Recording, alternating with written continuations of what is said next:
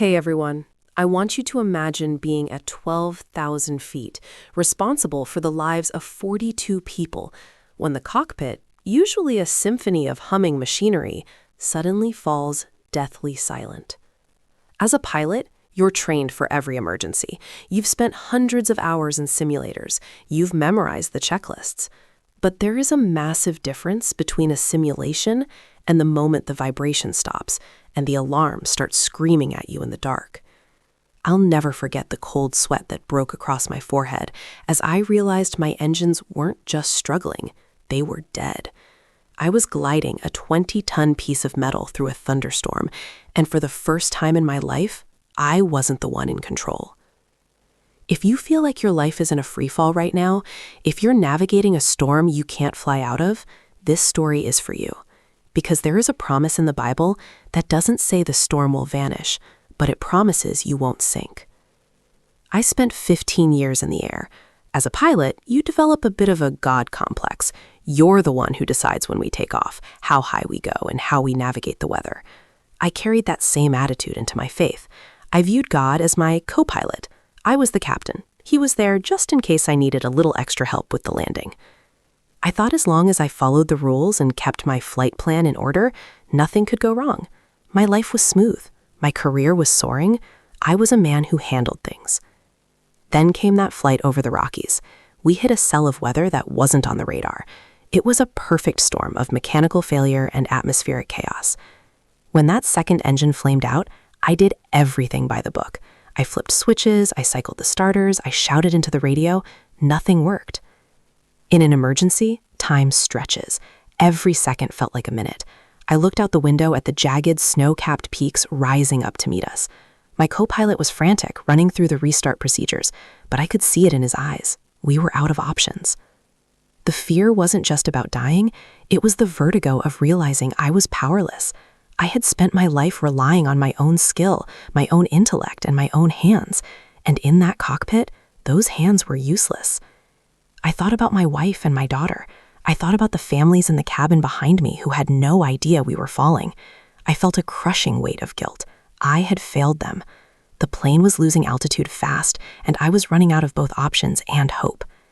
I started to pray, but it wasn't a polished prayer. It was a guttural cry.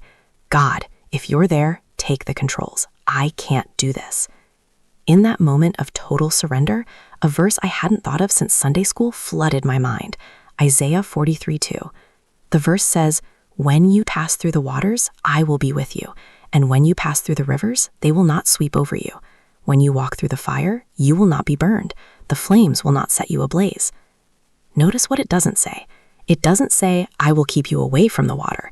It doesn't say, "I will extinguish the fire before you get there." It says, "when you pass through it."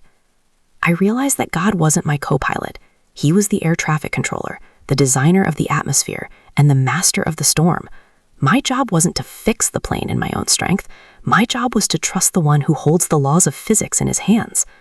A strange supernatural calm settled over me. My hands stopped shaking. I didn't get the engines back, not yet, but I got my peace back. I realized that even if we hit those mountains, I was being held by someone bigger than the crash. The storm was real, but his presence was more real. We were less than 4,000 feet from the ground when the left engine finally coughed and roared back to life. It was a miracle. The mechanics later said it shouldn't have restarted in those conditions. I was able to level the plane out and find a small regional strip for an emergency landing. The approach was rough. My hands were still trembling, but they were steady enough. When the wheels finally touched the asphalt, the entire cabin erupted in applause. But I didn't feel like a hero. I felt like a passenger in my own life. I sat in that cockpit long after everyone had disembarked. The silence was different this time. Not the silence of dead engines, but the silence of gratitude. I realized that for 15 years, I had been flying on the wrong assumption. I thought my safety was a result of my performance. But that day taught me that my safety is a result of his presence. The rivers didn't sweep over me. The fire didn't consume me. Not because I was a great pilot, but because he was with me in the cockpit. Maybe you aren't in a cockpit, but you're in a storm. Maybe your marriage is losing altitude. Maybe your finances are in a freefall. Maybe you've lost the engine of your health or your hope or your sense of purpose. You're doing everything you can. You're flipping the switches and running the checklists, and it's still getting dark. The ground is getting closer, and you don't know how this is going to end. I want to tell you, It is okay to let go of the controls. Isaiah 43:2 is for you right now. You are passing through the waters, but they will not sweep over you. The fire is hot, but you will not be burned. Not because the storm isn't real, but because the God who is with you is more real than the wind. You don't need to fix everything. You don't need to have all the answers. You just need to cry out, God, take the controls, and trust that He's been navigating storms since before the beginning of time. Thanks for watching. Here are today's reflection questions. When was the last time you had to admit, I can't do this on my own, and let go of control? What happened when you did? What storm are you navigating right now where you need to remember it's not about avoiding the waters, but trusting who's with you in them? Drop your thoughts about the story in the comments below. Your experience might encourage someone else facing the same choice. If this resonated with you, hit that like button, share this with someone who needs to hear it, and subscribe for more real stories of faith from the front lines of life.